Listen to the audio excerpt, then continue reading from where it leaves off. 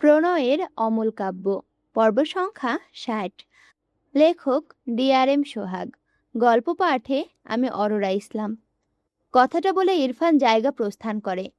মায়েরা বেশ অনেকক্ষণ সেখানে বসে থাকে। আজ তাকে তার সৎ বাবা অনেক কথা শুনিয়েছে। বাড়িতে মেহমান এসেছিল, তাই তার মা বেশ ভালো ভালো পদ রান্না করেছিল। মায়েরা তাদের টেবিলে বসে পেট পুড়ে খেয়েছিল। আর মাত্র দুবার খেলে খাওয়া শেষ হয়ে যেত। তখনই তার সৎ বাবা তার প্লেট উল্টে ফেলে দিয়ে চিৎকার করে বলে, এই জীবনে খাসনি? তোকে বিদায় করতে মানুষদের আসতে বলেছি, তারা আসার আগেই তুই খাবার খেয়ে নিলি। এই বাড়ি থেকে বিদায় হবি না তুই? ফ্রিতে গিলতে খুব মজা লাগে, তাই না? মায়েরা মুখ ভর্তি খাবার নিয়ে মাথা নিচু করে বসে রইল। চোখ থেকে টপ টপ করে পানি গড়িয়ে পড়ে। এই জীবনটা আল্লাহ রেখে দেওয়াই মায়ের আর এত কষ্ট হলো। সে কেন মরে যায় না? কবে মরবে আর? তার হায়াত এখনো কেন শেষ হলো না? তার সৎ বাবা সেখান থেকে প্রস্থান করলে মায়েরা এক দৌড়ে বাইরে বেরিয়ে যায়। মুখ ভর্তি খাবার ফেলে দিল। মুখের ভেতরে ডান হাত দিয়ে বমি করার চেষ্টা চালায়। পিছন থেকে তার মা তাকে এক টেনে ধরে। মায়েরা কাঁদতে কাঁদতে তার মায়ের বুকে ঢলে পড়ে। সে মরে যেতে চায়, সে আর বাঁচতে চায় না। কথাগুলো ভেবে মায়েরা ফুপিয়ে ওঠে। তার টাকা থাকলে সে এই লোকটাকে খাবারের মধ্যে ডুবাতো, তাকে খাবার খোটা দিল। সন্ধ্যা নামবে নামবে ভাব। মায়েরা চোখ মুখ মুছে গাছতলা থেকে উঠে বাড়ির পথ ধরে। মুখে হাসি ফোটায়। যাওয়ার পথে পরিচিত যার সাথে দেখা হয়, কথা বলে হেসে হেসে। কাউকে আবার বাচ্চাদের মতো জ্বালিয়ে দৌড় লাগায়। ইরফান ভার্সিটি প্লাস অফিসের ফাঁকে ফাঁকে সুযোগ পেলে গ্রামে চলে আসতো, তবে থাকতো না। রাত হলে আবার ফিরে যেত। বেশিরভাগ সময় শুদ্ধদের বাড়িতে যেতই না, মায়েরাকে দেখেই চলে যেত। এমন হয়েছে, তার বাইক ছিল না। তখন এই হুটহাট আসা যাওয়ার চক্করে বাইক কিনেছিল, গাড়ির চেয়ে বাইকে কমফোর্ট লাগে বলে। দেখতে দেখতে ইরফানের মাস্টার্সের ফার্স্ট ইয়ার শেষ হয়ে যায়। সেকেন্ড ইয়ারের কয়েক মাস পেরিয়ে যায়। একদিন ভার্সিটি শেষে অফিসের কিছু কাজ শেষ করে বাইক নিয়ে সোজা গ্রামে চলে আসে ইরফান। শুদ্ধদের বাড়ি যায়নি। সে মূলত মায়েরাদের বাড়ি চেনে না। এতদিন সে দিনেই আসতো সবসময়। মায়েরাকে সকালে আর বিকেলে বাইরে দেখত। কিন্তু আজ রাত হওয়ায় সে বুঝতে পারে না মেয়েটাকে কোথায় পাবে। সেই প্রথম যেই পুকুর পাড়ে মায়েরাকে দেখেছিল সেখানে এসে দাঁড়ায়। অস্থির মন নিয়ে হাঁটাহাঁটি করে। বিরক্ত হয়।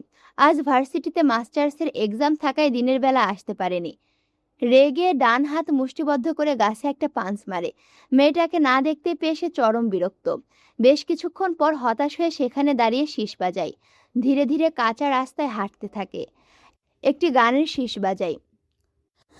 আলো ভরা কালো চোখের কি মাধুরী গো, কি মাধুরী, মন চাহে যে ধরা দিতে, মন চাহে যে ধরা দিতে, তবু সে লাজে সরে যায়, মধুমালতীর ডাকে আয়।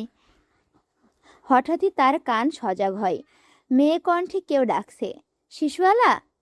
ইরফান থেমে যায়, একটু আড়াল হয়ে দাঁড়ায়।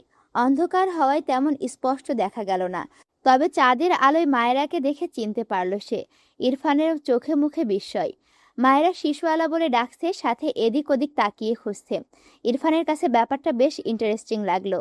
সে যাকে খুঁজছে, তার যাকে ভালো লাগে, সেই বাচ্চা মেয়েটা তার শীষ শুনে তাকেও খুঁজছে। ইরফান আড়াল থেকে বেরিয়ে আসে, তবে মায়েরার দিকে ফিরে না। উল্টো ঘুরে শীষ বাজাতে বাজাতে তার বাইকের দিকে এগিয়ে যায়। মায়েরা এমন ছেলের অবয়ব দেখে স্থির হয়ে দাঁড়িয়ে যায়, সাথে সেই শীষ। সে আবারও ডাকলো, শিশুওয়ালা। ইরফান এগিয়ে গিয়ে বাইকে উঠে বসে।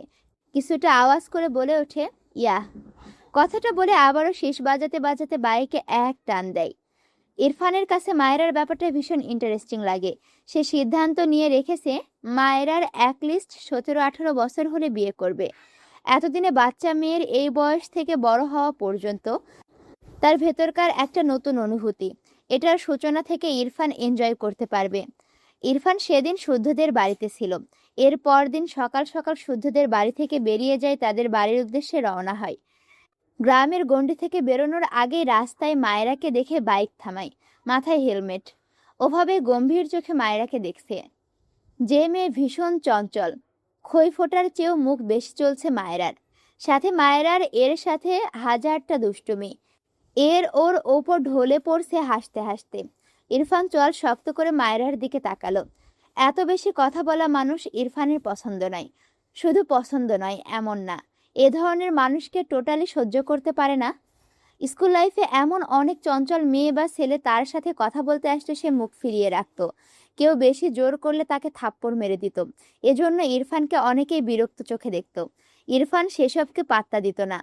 শুদ্ধর ব্যাপারটা আলাদা। ছোট থেকে শুদ্ধর সাথে একসাথে পড়ছে। শুদ্ধ একা একা কথা বলে। ইরফান তো কখনো চুপ থাকে, নয়তো রেগে জায়গা প্রস্থান করে। তবে শুধুমাত্র শুদ্ধকে সয়ে গিয়েছে অনেকটা বড় হওয়ার পর। ক্লাস 6 থেকে এইচএসসি পর্যন্ত শুদ্ধ ভালো মার খেয়েছে ইরফানের হাতে, বেশি কথা বলার জন্য। ইরফানদের বিচারও বসত। তার বাবা বকত শুদ্ধকে মারার জন্য। ইরফানের মাঝে তেমন হেলদোল দেখা যেত না। তারেক নওয়াজ শুদ্ধকে ইরফানের পিছে না লাগতে নিষেধ করত। শুদ্ধ ইনোসেন্ট ফেস বানিয়ে মাথা নাড়ত, কিন্তু সুযোগ পেলে আবারও ইরফানের পিছে লাগত। মায়েরা বাচ্চা হয় ইরফান প্রথমে মুখ ফিরিয়ে নিয়েছিল মায়েরার থেকে। সে কি করে ওই হাঁটুর বয়সী মেয়েকে ভালোবাসতে পারে? কি করে মানবে ওকে? কিন্তু নিজের মনের সাথে যুদ্ধ করে টিকতে না পেরে মায়েরাকে মানার জন্য একটা বৈশিষ্ট্য খুঁজেছিল, যেন মায়েরাকে মানতে পারে। এরপর ইরফান মায়েরার প্রতি ফিলিংসকে আশকারা দিয়েছিল একমাত্র মায়েরার শান্ত স্বভাবের জন্য। সে যতদিন মায়েরাকে দেখেছে, মায়েরা ভীষণ শান্ত হয়ে একা একা চুপচাপ থাকতো। আজ হঠাৎ মায়েরার এমন রূপ দেখে ইচ্ছে করলো এই মেয়েকে থাপড়িয়ে এসব বাজে স্বভাব চেঞ্জ করতে। ভাবনার মাঝে মায়েরা দৌড়ে এসে ইরফানের বাইকের সামনে চাকার সাথে ধাক্কা খায়। ডান পায়ে ব্যথা পেয়ে চিল্লিয়ে বলে ওঠে, এই কোন বেয়াদব রে? ও মা গো, আমার পা! ইরফান ডান হাত মুষ্টিবদ্ধ করে চোয়াল শক্ত করে মায়েরার দিকে চেয়ে আসে। মায়েরা ইরফানের দিকে তাকালে দেখলো মাথায় কালো হেলমেট, যার ফলে মুখ দেখতে পেল না। গায়ে কালো শার্ট, কালো প্যান্ট, হাতে ঘড়িও কালো, জুতোও কালো, বাইকটাও কালো। মায়েরা মাথায় হাত দিয়ে বলে, ওরে আল্লাহ, এ তো দেখে পুরাই কালা মামা। তা কালা মামার সাথে সাথে কি কানা মামাও হয়ে গেছেন নাকি? চোখে দেখেন না? ইরফান চিৎকার করে বলে ওঠে, শাট আপ! মায়েরা ভয়ে কেঁপে ওঠে, দৌড়ে রাস্তার অপর পাশে চলে যায়। ইরফান 1 সেকেন্ডও সময় নষ্ট না করে হাওয়ার বেগে বাইক নিয়ে জায়গাটা প্রস্থান করে। রাগের চোটে বাইকের স্পিড বাড়ায় সামনে। দাঁতে দাঁত পিষে বিড়বিড় করে, stupid girl, I swear I will forget you. Irfan বাড়ি ফিরে হনহন করে তার ঘরে চলে যায়। তার ক্যামেরা আর ল্যাপটপ দুটো 2 হাতে নিয়ে সামনে আশ্রায়। ওই স্টুপিডকে দিয়ে এই দুটো ভরে গিয়েছে। রাগে ল্যাপটপ আর ক্যামেরা দুটোই একদম গুঁড়ো গুঁড়ো করে ফেলে। শুদ্ধ ইরফানদের বাসায় এসেছিল। সে ম্যাসে থাকে। যদিও তার মামা এখানে থেকে পড়াশোনা করার কথা বলেছিল, অনেক জোর করেছে, শুদ্ধ মানেনি। ব্যাপারটা তার কাছে ভালো লাগেনি। আজ ভার্সিটি নেই, তাই সে ইরফানদের বাসায় আসে। শুধু ইরফানের ঘরে এসে ইরফানকে ল্যাপটপ আর তার প্রাণের ক্যামেরা ভাঙতে দেখে শুদ্ধ দৌড়ে গিয়ে ইরফানকে সাপটে ধরে। অবাক হয়ে বলে, এই এই ইরফান, এগুলো কি করছিস? হাই রে, তোর এত সাধের বাচ্চাটাকে মেরে ফেললি? ইরফান শুদ্ধর কলার ধরে চিবিয়ে চিবিয়ে বলে, ও কেন এসেছিল আমার সামনে? ওকে আমি টলারেট করতে পারবো না। এখন আমার কি হবে? শুদ্ধ অবুঝের মতো ইরফানের দিকে তাকিয়ে থাকলো। কার সাথে আবার কি ঘটিয়েছে এ? ইরফান শুদ্ধকে ছেড়ে তার ঘরের ভিতরে আরেকটি ঘরের ভিতরে গিয়ে ঠাস করে দরজা লাগিয়ে ভেতরে যা যা ছিল সব টেনে ছিঁড়ে ফেলে। সবগুলো ঘরের মাঝখানে এনে পকেটে থেকে লাইটার বের করে সব জ্বালিয়ে দেয়, থাই খুলে দেয়। তবুও বন্ধ ঘর ধোয়া বেয়ে বেরিয়ে যেতে পারে না। দরজার ওপাশ থেকে শুদ্ধ দরজায় ধাক্কাতে ধাক্কাতে বলে, ইরফান, কি করছিস? দরজা খোল। কি আছে এখানে? কি পড়াচ্ছিস? ইরফান একটা কথাও বলল না। যতক্ষণ সব পুড়ে ছাই না হয়ে যায় ততক্ষণ ইরফান সেদিকেই একদৃষ্টিতে তাকিয়ে রইল। সব পুড়ে ছাই হয়ে গেলে ইরফান ঘর থেকে বেরিয়ে আসে। শুদ্ধ ইরফানকে অক্ষত দেখে স্বস্তির নিঃশ্বাস ফেলে। ভেতরে উকি দিয়ে দেখলো কিছুই নেই, নর্মাল সব। ঘরের মাঝখানে ছায়ের স্তূপ। ইরফান তার বেডের ওপর জুতো পায়ে নিয়ে চিটপটাং হয়ে শুয়ে পড়ে, চোখ বুজে নাই। শুদ্ধ ইরফানকে কিছু বলতে তার আগেই তারেক নওয়াজ ঘরে এসে ল্যাপটপ আর ক্যামেরার এই অবস্থা দেখে বিস্ময় দৃষ্টিতে তাকায়। ক্যামেরা যাক, বাট ল্যাপটপে কত ডকুমেন্টস ছিল। ভীষণ রেগে যায় তিনি। ইরফানকে অনেক কথা শোনায়। ইরফান শুনেছে কিনা তবে কোনো প্রতিক্রিয়া দেখায়নি। ল্যাপটপ ভাঙার কারণে ইরফানদের ব্যবসায় কিছুটা লস হয়, তারেক নেওয়াজ এরপর থেকে ইরফানের পার্সোনাল ল্যাপটপ থেকে সব অফিস আর তার ল্যাপটপে কালেক্ট করে রাখে। এই মাথা পাগল ছেলের জন্য আরও কত কি করতে হবে কে জানে। ইরফান সেদিনের পর থেকে আর গ্রামে যায়নি বললেই চলে। তার কানে এসেছিল মায়েরার বাবা মায়েরাকে বিয়ে দিতে চাই। কথাটা শুনে ইরফানের ইচ্ছে করলো সেই বাপকে গিয়ে কুরবানি করে দিয়ে আসতে। এরপর ইরফান গ্রামের একটি পরিচিত ছেলেকে মায়েরার একটা পিক দেখিয়ে বলে এর জন্য পাত্র আসলে তাকে যেন খবর দেওয়া হয়। ইরফান মায়েরার ব্যাপারে কিছু শোনেনি কখনো, এমনকি নামটা পর্যন্তও না। মায়েরার বৈশিষ্ট্য জানার পর তো আরও রাগ হতো মায়েরার কথা মনে পড়লে। বেশ কয়েক মাস পর ইরফান আর শুদ্ধ মাস্টার্স কমপ্লিট হয়ে গেলে তারা ভার্সিটিতে অ্যাপ্লাই করে। রেজাল্ট ভালো থাকায় তারা পাবলিক ভার্সিটির লেকচারার হয়। ইরফান ব্যবসায় ফোকাস করে পুরোপুরি। মূলত মায়েরা সেই কথাকে কেন্দ্র করে সে ব্যবসায় এত মনোযোগ দিয়েছিল, নয়তো এক্ষুনি ব্যবসায় হাত দিত না। ইরফান আজ গাড়ি নিয়ে গ্রামে এসেছে, মায়েরার জন্য এসেছে। মেয়েটা বাচ্চা, সাথে চঞ্চল, মনে পড়লে যেমন রাগ হয় তেমনই খারাপ লাগে। নিজের মনকে মানাতে না পেরে আবারও সেই অপছন্দের মেয়ের জন্য এসেছে। আগের ক্যামেরা ভাঙার পর সেম আরেকটা ক্যামেরা কিনেছে। সে তার মনকে থামাতে পারছে না, মানাতে পারছে না। বিকেলের রোদ পড়ে গিয়ে প্রকৃতি কিছুটা শীতল হয়েছে। ইরফান গাড়ি সাইড করে গাড়ি থেকে নেমে দাঁড়ায়। পরনে সাদা শার্ট, শার্টের হাতা কনুই পর্যন্ত যত্নে ভাঁজ করে রাখা, কালো প্যান্ট, মুখে কালো মাস্ক, এক হাতে ক্যামেরা, আরেক হাতে বাটফ্লাওয়ার। মায়েরাকে দেখার পরপরই ইরফান অনলাইন থেকে বাটফ্লাওয়ার বীজ কিনে এনে সে বেশ কসরত করে অনেকগুলো গাছ বড় করেছে। তার মাছ থেকে দুটো বাটফ্লাওয়ার গাছের ডাল ছিঁড়ে এনেছে, যে ডাল দুটোর দুপাশে সারিবদ্ধভাবে মোট 8টি বাটফ্লাওয়ার। ইরফান এগিয়ে যায়। খুব বেশি খুঁজতে হয় না মায়েরাকে।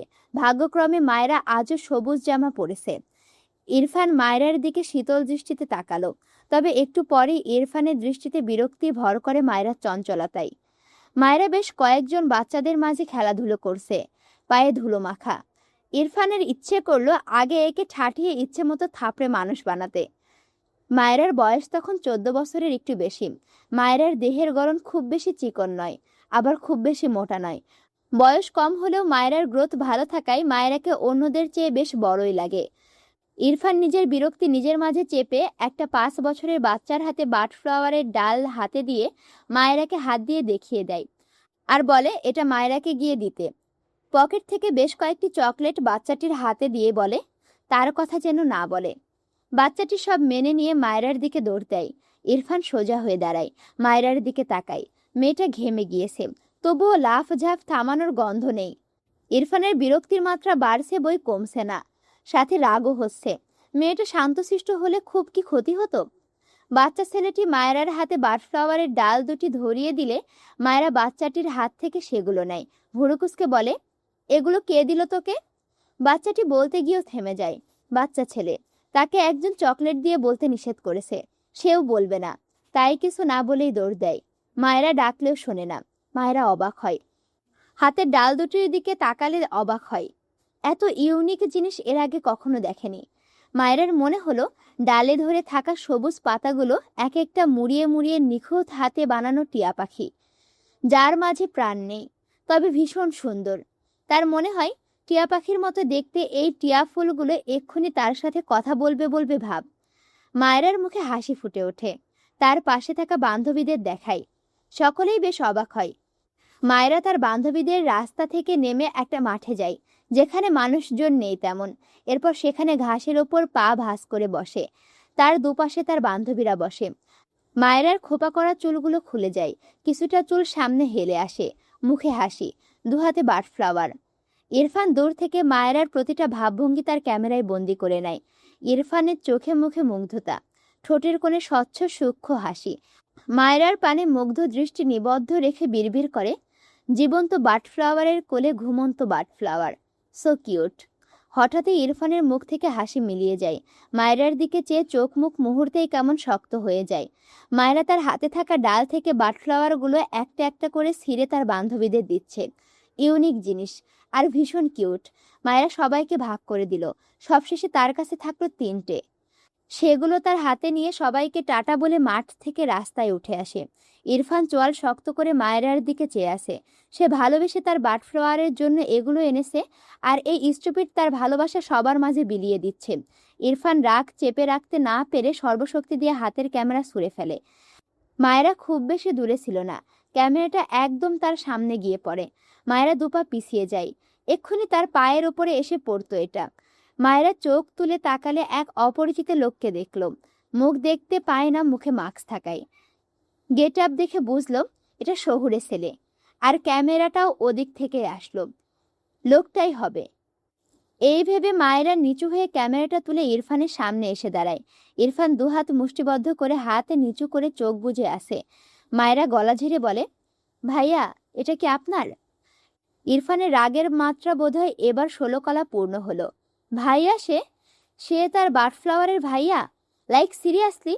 এই মেয়ে আর 2 মিনিট তার সামনে থাকলে থাপ্পড় খেতে খেতে আজ মরবে। ইরফান চোখ বুজে দাঁতে দাঁত চেপে চিৎকার করে ওঠে, আউট!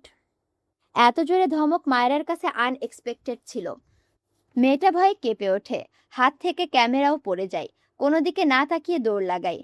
এমনিতেই চেনে না জানে না, তবুও হেল্প করতে আসলো। উল্টো তাকেই কি জোরে না ধমক দিল লোকটা। যাওয়ার আগে মায়েরা পিছু ফিরে শব্দ করে বলে ওঠে, আদব নাই, শালা বেয়াদব! ইরফান কথাটা শুনতেই জ্বলন্ত চোখে তাকায় মায়েরার দিকে।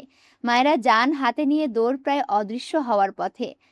ইরফান দাঁতে দাঁত পিষে বলে, I will kill you, stupid girl. Irfan মায়েরাকে ভুলে যাওয়ার মিশনে নেমেছে বলতে গেলে, কিন্তু পারছে না। তার এত অশান্তি লাগে। নতুন নতুন কলেজে লেকচারার হয়ে স্টুপিডদের ওপর অর্ধেক ঝাল মেটায়।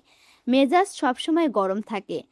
এ তো নতুন নয়, কিন্তু এই অশান্তি আর নেওয়া যাচ্ছে না। ইরফান আবারও গ্রামে যায় মায়েরাকে দেখতে।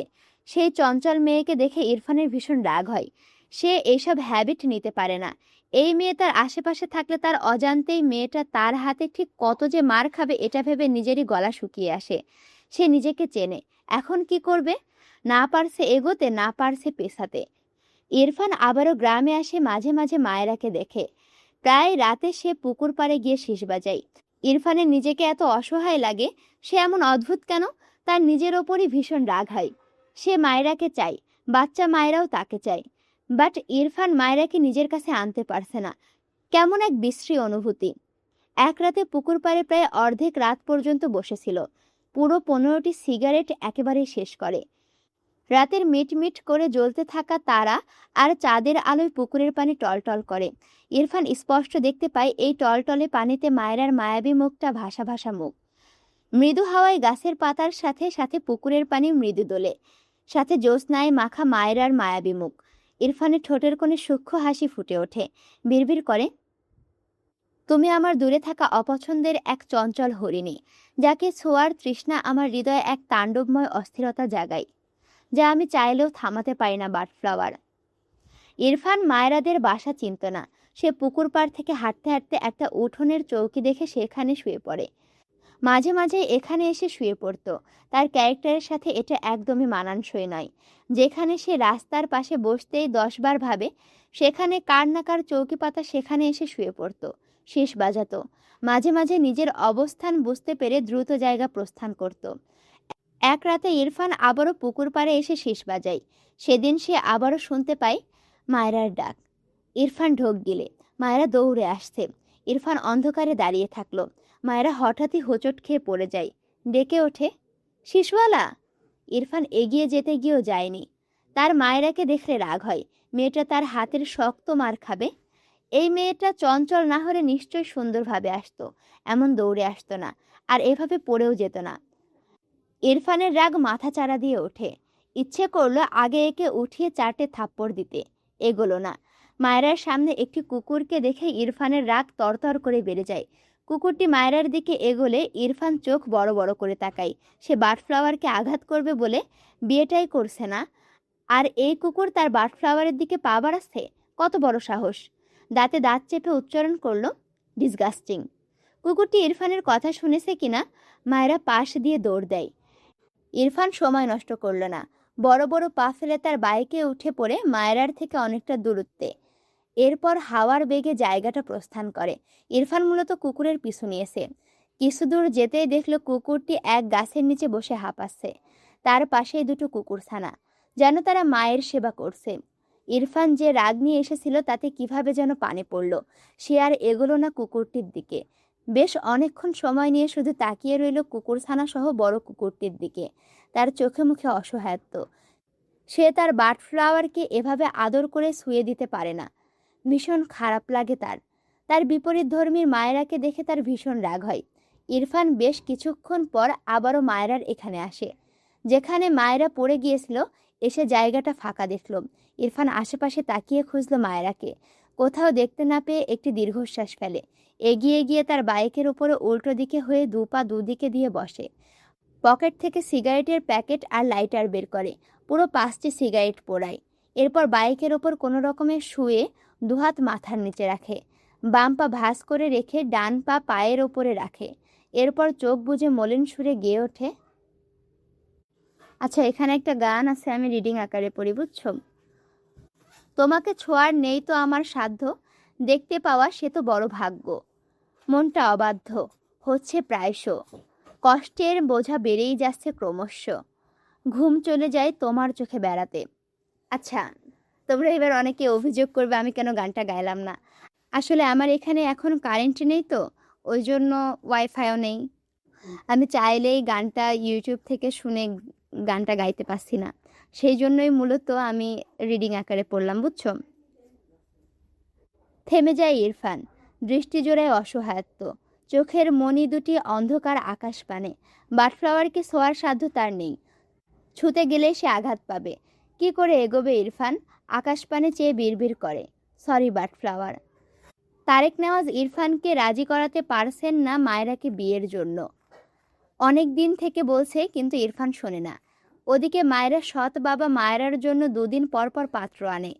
তারেক নেওয়াজ চিন্তিত। তিনি কি করবেন এবার? মনে মনে পরিকল্পনা করলেন কিছু। তারেক নেওয়াজ রুমা নেওয়াজ ইরফানকে নিয়ে ত্রিনা বেগমের বাড়ি যায়। তারেক নেওয়াজ এবার আটঘাট বেঁধে এসেছে। সে এবার মায়েরার সাথে ইরফানের বিয়ে দিয়েই ছাড়বে। ভাবনা অনুযায়ী তিনি ইরফানকে বলে বিয়ের কথা। ইরফান তো মানবেই না। সে এবার রুমা নেওয়াজকে অসুস্থ হওয়ার অ্যাক্টিং করতে বলে। ইরফান ওপর থেকে যেমনই হোক ভেতরের থেকে অনেক নরম, বিশেষ করে কাছের মানুষদের জন্য। মা অসুস্থ হয়েছে শুনলে ইরফান অবশ্যই বিয়ে করবে। ইরফান বিয়ে করবে না বলে গ্রাম থেকে রওনা হয়েছে। তখনই তারেক নেওয়াজ জানায় তার মা মারাত্মক অসুস্থ। ইরফান গাড়ি ঘোড়ায়। শুদ্ধদের বাড়িতে এসে দেখে তার মা সত্যিই অসুস্থ। মাকে অসুস্থ দেখে ইরফান আর একটা কথাও বলেনি। তার মায়েরার কথা বারবার মনে পড়ছে। মাথা নিচু করে চুপচাপ বসে রইল জড়বস্তুর মতো। এ পর্যন্ত মায়েরার জন্য আসা প্রতিটা পাত্রের অবস্থা খুব ভালো রাখেনি ইরফান। কেউ মায়েরাদের বাড়িতে পা রাখতেই পারেনি মায়েরাকে দেখার জন্য। যারা বেশি ঘাড়তেরামি করত ওদের অবস্থা ইরফান সারা জীবন হসপিটালে পাঠানোর ব্যবস্থা করেছে।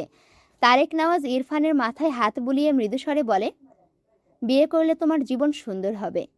ইরফান তার মাথায় থেকে বাবার হাত ঝাড়া মেরে দাঁতে দাঁত চেপে বলে, don't touch me. Tareq Nawaz কিছু বললেন না। ছেলে বিয়েতে রাজি হয়েছে এই অনেক। ইরফান হঠাৎই বসা থেকে দাঁড়িয়ে তার বাবার দিকে চেয়ে বলে, বিয়ে করলে লাইফ সুন্দর হয়? তারেক নেওয়াজ বোঝানোর স্বরে বলে, হ্যাঁ অবশ্যই। ইরফান ভুরু কুঁচকে বলে, তুমি চাও তোমার লাইফ সুন্দর হোক? তারেক নেওয়াজ না বুঝেই বলে, হ্যাঁ অবশ্যই চাই। ইরফান গম্ভীর গলায় বলে, ওকে। কথাটা বলে ইরফান তার মায়ের সামনে দাঁড়িয়ে বলে, আরেকটা মেয়ে দেখো আম্মু, বাবা বিয়ে করতে চাইছে। ইরফানের কথা শুনে রুমা নেওয়াজ সহ তারেক নেওয়াজ হতভম্ব হয়ে যান। রুমা নেওয়াজ দ্রুত শোয়া থেকে উঠে বসেন। ইরফান তীক্ষ্ণ চোখে এতক্ষণ অসুস্থ হওয়ার ভান করা সুস্থ মাকে দেখল। অতঃপর হঠাৎই চিৎকার করে বলে, এসব ফালতু কাজ করে আমাকে বিয়ে দিতে চাইছো? ফান করছো আমার সাথে? ইরফানের এভাবে কথা বলায় রুমা নেওয়াজ এবার সত্যি প্রেশার হাই হয়ে যায়। অবস্থা ভালোই খারাপ হয়। ইরফানও বুঝতে তার মার অবস্থা খারাপ হয়েছে। তার মা অসুস্থ শরীরে ইরফানের কাছে আবদার করে সে যেন বিয়েতে রাজি হয়। ইরফান অসহ্যকর এক অনুভূতি নিয়ে বিয়েতে রাজি হতে বাধ্য হয়। ইরফান শক্ত হয়ে সোফায় বসে আছে। রাগে মাথাসহ পুরো বডিতে যেন আগুন ধরেছে। তার সামনে সোফা টেবিলের ওপরে তার বাবা মায়ের ফোন একসাথে রাখা। ইরফান রাগে ফোন দুটো সর্বশক্তি দিয়ে আছড়ে ফেলল। ফোন দুটোই পুরো গুঁড়ো গুঁড়ো হয়ে যায়। তারেক নেওয়াজ ছেলের রাগ দেখে অবাক হন না। ইচ্ছের বিরুদ্ধে বিয়ে করছে, একটু একটু রাগবেই। দুটো ফোনের বিনিময়ে বিয়েতে রাজি হলেও কোনো প্রবলেম নেই। ইরফানকে কিছু বলতে গিয়েও তারেক নওয়াজ জিভ গুটিয়ে নেয়। একটু আগের বলা ছেলেটার উদ্ভট কথা শুনে আর কাছে গেল না। কি সাংঘাতিক ছেলে তার, নিজের বাবার বিয়ে দিতে চাই। ইরফান বেশ কিছুক্ষণ সময় নিয়ে নিজেকে শান্ত করে। এরপর শুদ্ধর ঘরে গিয়ে শুদ্ধর বেডে শুয়ে পড়ে। শুদ্ধ তার বেডের একপাশে শুয়ে ফোন স্ক্রল করছিল। ইরফানের কথা শুনে ঘাড় ফিরিয়ে তাকায় ইরফানের দিকে। মেয়েটা কি বিয়েতে রাজি? ইরফানের কথায় শুদ্ধ মৃদুস্বরে বলে, শুনেছি মেয়েটা বিয়েতে রাজি নয়, বাড়ি থেকে জোর করে বিয়ে দিয়ে দিচ্ছে। তোকে দেখেও নি। ইরফান বিড়বিড় করে। গুড। শুদ্ধ মৃদুস্বরে বলে, ওদের অবস্থা খুব বেশি ভালো না, মানে টাকা পয়সা নেই তেমন, তাই তুই উল্টাপাল্টা কিছু ভাবিস না। ইরফান কিছু বলল না, চুপচাপ বেড থেকে নেমে ঘর থেকে বেরিয়ে যায়। তার মাথায় কিছু খেলছে। মেয়েটা বিয়েতে রাজি নয়, এর মানে মেয়েটিও তাকে ডিভোর্স দিয়ে দিবে সে অফার করলে। ফার্স্ট অপশনে রাখলো মেয়েটিকে ডিভোর্স দিয়ে তার যাবতীয় খরচের একটা অ্যামাউন্ট সে মেয়েটিকে দিবে, যেন ডিভোর্স দিলেও কোনো প্রবলেম না হয়। আর সেকেন্ড অপশন, মেয়েটির স্বামী চাইলে সে তার এক ফ্রেন্ডের সাথে মেয়েটিকে বিয়ে দিয়ে দিবে। যে ফ্রেন্ড এর কথা ভাবলো সে গুড লুকিং, সব দিক থেকেই ভালো। মেয়েটির অবশ্য কোনো প্রবলেম হবে না। মেয়েটি যেহেতু তাকে দেখেনি, তাকে নিয়ে ভাবেও নি, সো এটা একটা গুড পয়েন্ট। আর মেয়েটির বাড়িতে তেমন কেউ ছিল না, বাবা মা ছাড়া, তাই জামাই বদল হলেও প্রবলেম নেই। সবচেয়ে বড় কথা, জামাই বদল হলে তার ফ্যামিলি আর মেয়েটির ফ্যামিলি দুজনেরই শিক্ষা হবে। এরা এত চিপ মেন্টালিটির কেন ইরফান বুঝে পায় না। বিয়ের মতো একটা ব্যাপার এভাবে জোর করে দিচ্ছে। স্টেন্স, ইরফান বাইরে গিয়ে সে এক উকিলের সাথে যোগাযোগ করে। সে আজকে বিয়ে করছে, যত দ্রুত সম্ভব যেন ডিভোর্সের ব্যবস্থা করা হয়। কথাবার্তা ঠিক করে এরপর সে তার পরিচিত ফ্রেন্ডের সাথে এই কথার ব্যাপারে আলাপ করে। সে সম্মতি দেয়। সে এমনিতেও মেয়ে খুঁজছে, ইরফানের ওপর তার পুরো ভরসা আছে, তাই দ্বিমত করার প্রশ্ন নেই। বন্ধুর জন্য এটুকু করাই যায়। তার ফ্যামিলি প্রবলেম নেই তেমন, এ কারণে সে যেভাবেই বিয়ে করুক না কেন কোনো প্রবলেম নেই। ইরফান তার মায়ের জন্য আপাতত বিয়েটা করে নেয়। সে রাগের মাথায় ধূপধাপ মেরে দিতে পারে ভেবে শুদ্ধকে বলেছিল যেন মেয়েটার সাথে তার ভাবনা অনুযায়ী আলোচনা করে, কিন্তু শুদ্ধ বাদরামি করে বলেনি। ইরফানও দুদিন টুকটাক অফিসের কাজে ব্যস্ত ছিল। এরপর মনে মনে ভেবেছিল শুদ্ধকে দিয়ে এসব হবে না, এই বাদর কাজ আরও ঘেঁটে দিবে। সে যে নিজেই মেয়েটাকে বলবে সে উপায়ও নেই। উপায় আছে, তবে সে কাউকে বুঝিয়ে বলবে, এই ধৈর্য তার নেই। দেখা যাবে সেই মেয়ে বোঝার আগে থাপ্পড় খেয়েছে বেশি। না দেখার আগ পর্যন্ত যতবার বুঝেছে ওই অপরিচিত মেয়ে তার বউ, ইরফান নেওয়াজের বউ অন্য একটা মেয়ে, ইরফানের ভীষণ রাগ উঠে যেত। সেখানে সে কি করে মেয়েটাকে বোঝাবে? এসব অশান্তির মাঝে হঠাৎ সেই রেস্টুরেন্টে মায়েরাকে দেখে ইরফান অবাক হয়। এই মেয়ে গ্রাম ছেড়ে তাদের শহরে কেন বুঝেনি? তারপর রেস্টুরেন্ট থেকে বাড়ি এসে যখন দেখলো তার বউ অন্য কেউ নয় বরং মায়েরা, ইরফান স্তম্ভিত হয়। মায়েরা চঞ্চলতা দেখে ইরফান ধরেই নিয়েছিল এই মেয়েকে সে এই জীবনে মানাতে পারবে না। রাগে সব জ্ঞান হারিয়ে মায়েরাকে ধূপধাপ মেরেও দিত। ইরফানের মাথায় কিছু খেলে, মায়েরা তো তাকে চিনে না, তাহলে অন্য কেউকে ভেবে বিয়ে করে নিল কেন? হাহ, এই জন্যই বাচ্চাদের মন দিতে নেই। তার শীর শুনে ভালো লেগেছিল, আবেগে ছুটে আসতো। সময় মতো তাকে আরেকজন ভেবে বিয়ে করে নিয়েছে। রাগে মাথায় আগুন জ্বলে ওঠে। সব ভাবনা রেখে ইরফান সোজা গ্রামে যায় সেই ছেলের কাছে যাকে মায়েরার বিয়ের খবর দিতে বলেছিল। তার মাথায় বারবার এটাই খেলে, আজ তার জায়গায় অন্য কেউ হলে বাটফ্লাওয়ারকে অন্য কেউ ছুঁয়ে দিত। মাথার মগজ বোধহয় ভেতরে ফুটছে রাগের চোটে। মায়েরাকে সে তো পরে দেখে নেবে, আগে এই বাস্টার্ডকে গ্রামে পুঁতে রেখে আসবে। মায়েরার খোঁজ রাখা সেই ছেলেটি গ্রামের এক ফাঁকা রাস্তা দিয়ে হাঁটছিল। ইরফান ছেলেটিকে দেখে গাড়ি সাইড করে রেখে গটগটে পায়ে এসে ছেলেটির কলার ধরে রাগান্বিত স্বরে বলে, কুত্তার বাচ্চা, আমারে খবর দিতে বলি নাই তোরে? ওর বিয়ে আর তুই আমারে খবর না দিয়ে গায়ে হাওয়া লাগিয়ে ঘুরিস? মরার পাকনা গজাইছে, এই জন্যই আমারে খবর দিস নাই? ইরফানের এমন আক্রমণে ছেলেটি হতভম্ব হয়ে যায়।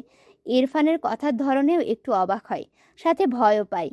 সেদিন সে তার বন্ধুদের সাথে আড্ডা দিতে গিয়ে মায়েরার ব্যাপারে খোঁজ রাখেনি। ইরফান হঠাৎই ছেলেটিকে গাছের সাথে ধাক্কা দিয়ে ডান হাতে শক্ত করে গলা চেপে ধরে। ছেলেটির চোখ বড় বড় করে তাকায়, নিঃশ্বাস নিতে পারছে না। দুহাতে ইরফানের হাত ধরে সরানোর চেষ্টা করে।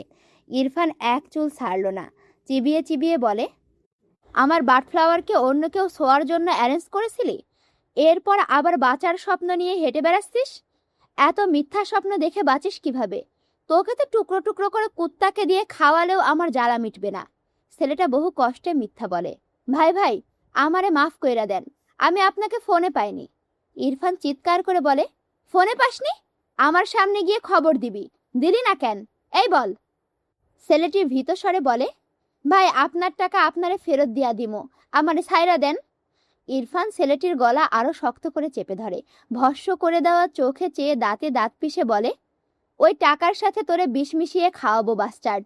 কত বড় সাহস তোর, আমার কথা অমান্য করে বুক ফুলিয়ে চলিস? গ্রামের কয়েকজন ছেলে এসে ইরফানকে এই অবস্থায় দেখে দৌড়ে আসে। ইরফানকে টেনে ছেলেটির থেকে সরিয়ে আনে। ইরফান জ্বলন্ত চোখে তাকায়, চিৎকার করে বলে, তোরাও আমার বার্ডফ্লাওয়ারকে বিয়ে দিচ্ছিলি, তোদের সবগুলোকে শুলে চড়াবো আমি। ওয়েট। সবগুলো ছেলে ইরফানের বয়সী, কেউ ইরফানের থেকে ছোটই হবে। ইরফানকে দেখে সবাই ভয়ই পেল। অপর পাশে ছেলেটি দুর্বল শরীর নিয়ে গাছের সাথে হেলান দিয়ে বসে পড়ল। এদিকে একজন ছেলে এগিয়ে এসে ইরফানকে বলে, কে রে তুই? কোন বালের বার্ডফ্লাওয়ার? আর শেষ করতে পারে না।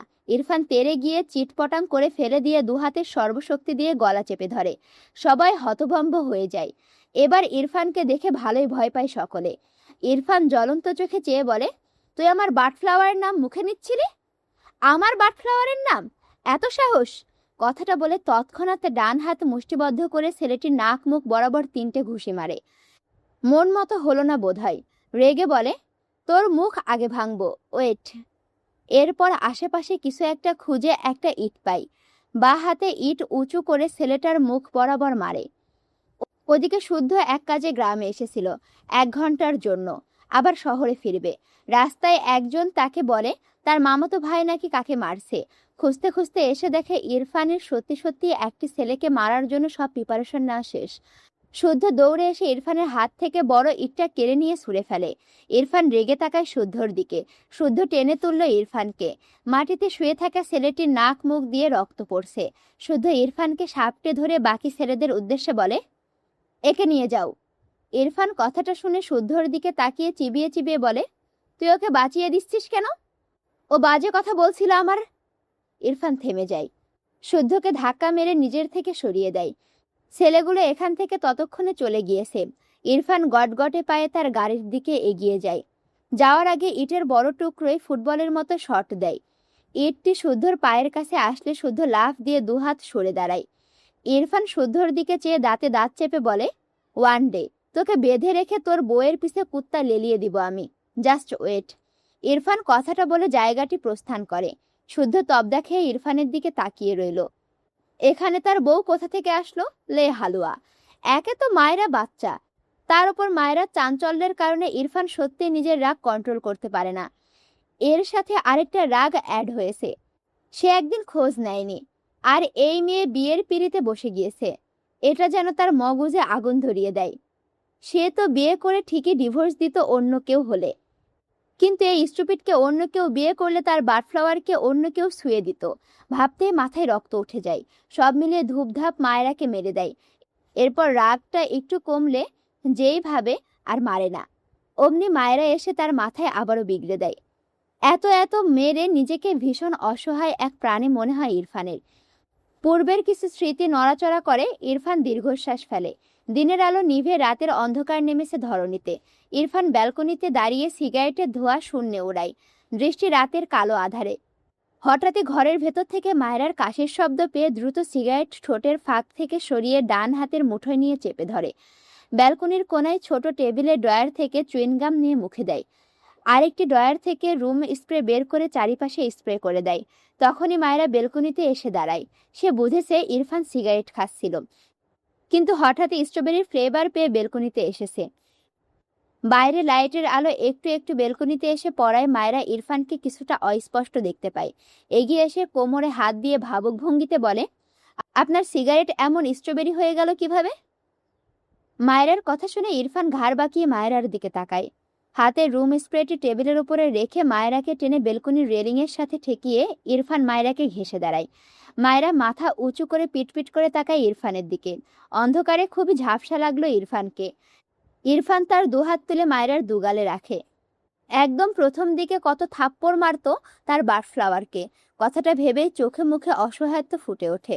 মনে প্রশ্ন জাগে, এই দাগগুলো কি এখনো আছে? অন্ধকারে মায়রার গালে চোখ বুলায় ইরফান। উত্তর আসে, না, নেই। ইরফান মায়রার দিকে চেয়ে আবেগী স্বরে বলে, তীব্র আঘাতে সৃষ্ট দৃশ্যমান ক্ষত সময়ের প্রবাহে একদিন মিলিয়ে যায়, কিন্তু অবয়বহীন ভালোবাসা অদৃশ্য হয়ে চিরকাল অম্লান থেকে যায়। মায়রার চোখে মুখে বিস্ময়, একটু নয়, কল্পনার চেয়েও বেশি। ইরফানের মুখ থেকে এমন কাব্যিক শব্দ শুনে মেয়েটা বড়সড় ঝটকা খায়। ইরফান আবারও ছোট করে বলে, সরি। মায়রা আরো খানিকটা অবাক হয়ে তাকায়, বিস্ময় কণ্ঠে বলে, সরি বলছেন কেন?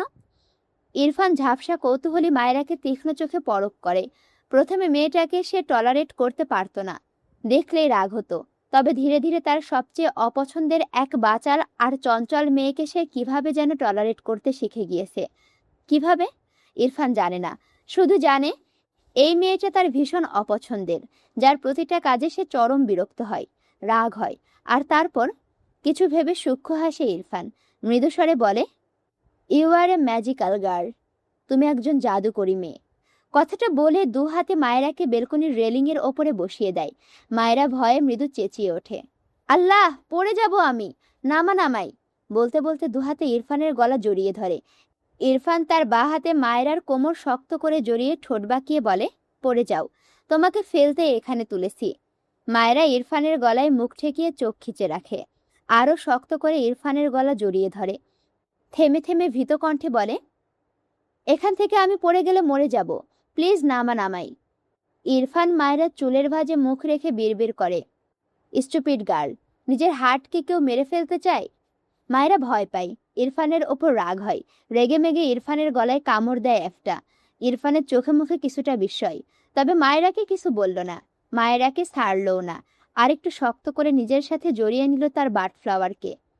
একটু নিচু হয়ে মায়রার গলায় মুখ গুজে নাক ঘষে, এরপর ছোট করে একটা চুমু আঁকে। মায়রা ইরফানকে একটা কামড় দিয়ে আরো ভয়ে আসে, তাকে এই লোক এখন কি করবে? ইরফান হঠাৎই তার ডান হাতে মায়রার কাঁধ বরাবর মোটামুটি জোরে এক ধাক্কা দেয়। মায়রা সিটকে পিছন দিকে হেলে পড়ে। মায়রা ভয়ে চিৎকার করে ডেকে ওঠে, শিশুয়ালা বলে মায়রা প্রায় কেঁদে দেয়। ইরফান দু হাতে শক্ত করে মায়রার কোমর চেপে ধরে আসে। মায়রার মাথা থেকে কোমর পর্যন্ত রেলিংয়ের বাইরে হেলে আসে। মায়রা ভয় পেলেও একটু পরে কান্না থামায়, খেয়াল করে সে পড়ে যায়নি। ইরফান তাকে ধরে রেখেছে, নিজে নিজে শক্তি খাটিয়ে উঠতে চাইলেও পারল না।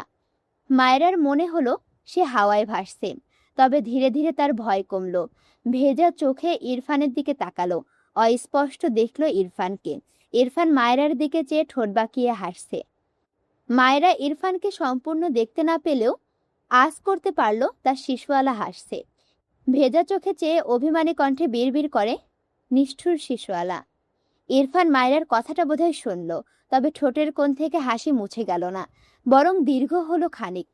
মায়রার চোখে চোখ রেখে হঠাৎই সুরেলা কণ্ঠে গেয়ে ওঠে, আমি হব রাত আর তুই হবি চাঁদ, জোছনাই এ ঘর আমাদের। আমি না পারছি না, আচ্ছা যাই হোক, আমি রিডিং পড়ি। আমি হব রাত আর তুই হবি চাঁদ, জোছনায় ঘর আমাদের। তুই হলে রোদ, আমি রংধনু হই, হবে এ শহর আমাদের। তুই হবি ঢেউ আর আমি হব জল, বানাবো সাগর আমাদের। আমি হব দোল আর পূর্ণিমা তুই, রাঙাবো শহর আমাদের। আসসালামু আলাইকুম রহমতুল্লাহ। কেমন আছো তোমরা সবাই? দেখো, পরীক্ষার মাঝে 2-3 দিন গ্যাপ পেয়েছি, এরই মধ্যে তোমাদের জন্য ভিডিও রেডি করা শুরু করে দিয়েছি। আমি চাচ্ছি যেন আমার প্রিয় ভিউয়ার্সরা আমার প্রতি একটু খুশি হয়, কিন্তু বরাবরই তো আমি তোমাদের অপ্রিয়। আচ্ছা শোনো, দেখা হচ্ছে পরবর্তী ভিডিওতে বেশি বেশি করে লাইক, কমেন্ট, শেয়ার করতে ভুলো না। আর চ্যানেলটি সাবস্ক্রাইব করে পাশে থাকো, যেন পরবর্তী পর্ব যেন মিস না হয়। দেখা হচ্ছে পরবর্তী ভিডিওতে। বরাবরের মতো আমি তোমাদের সাথে আছি, তোমাদের অপ্রিয় পাঠিকা অরোরা ইসলাম। আল্লাহ হাফেজ।